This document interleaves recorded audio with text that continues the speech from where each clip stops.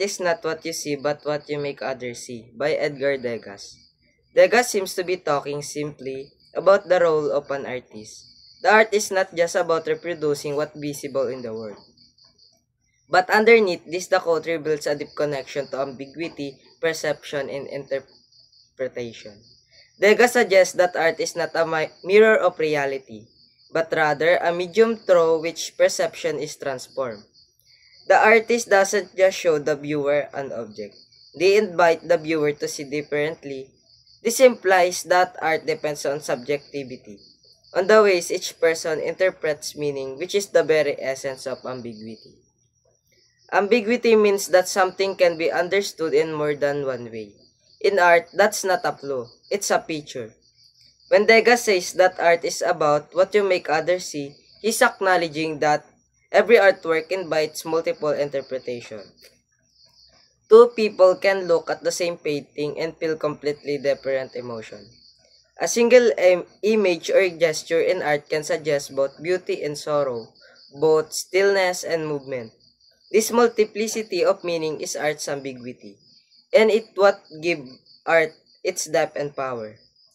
Degas is recognizing that the space between what is seen and what is felt, between perception and interpretation, is where art truly lives. Degas, a painter of dancer, batters, and ordinary moments, was deeply interested in how movement, light, and form could express emotion without spelling it out. His paintings often leave room for uncertainty. We see gestures but not the full story, expression but not the clear intention. This mirrors the ambiguous nature of human experience. We rarely know exactly what others feel or mean. Through composition and color, Degas gives us clue, not conclusion. In this way, the artist becomes not just a recorder of reality, but a shaper of perception, someone who intentionally plays with ambiguity to spark imagination. Degas' quote also emphasizes the role of viewer. What you make others see means that meaning in art is so co-created. The artist offers an image, but the viewer brings their own interpretation, emotion, and perspective. That shared process depends on ambiguity. If the meaning were fixed or obvious, the viewer would have nothing to discover. Ambiguity invites engagement. It allows each person to find their own truth within the artwork. So in a sense, Degas is celebrating the open-endedness of art, the way it allows multiple truths to exist, much like life itself.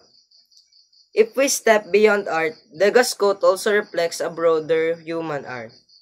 Our perception of life, people, and experiences are always filtered. We never see reality as it is, but through our emotion, memories, and expectation, just as the artists transform what they see. We all interpret the world in unique, ambiguous way. Degas' insight can be extended to human communication in general. What we express is never exactly what others perceive. Every word, gesture, or image passes through layers of interpretation. Degas' quote, "Art is not what you see but what you make others see," is profoundly connected to ambiguity, because it recognizes that art power lies in interpretation, not certainty. It values multiple meanings and perspective instead of one fixed truth. It makes space for the viewer imagination which thrives on ambiguity. It reflects the subjective nature of perception both in art and in life. Degas celebrates ambiguity not as a confusion but as the creative space where meaning is born. Art, like life, becomes richer when it's open, uncertain, and alive with possibilities.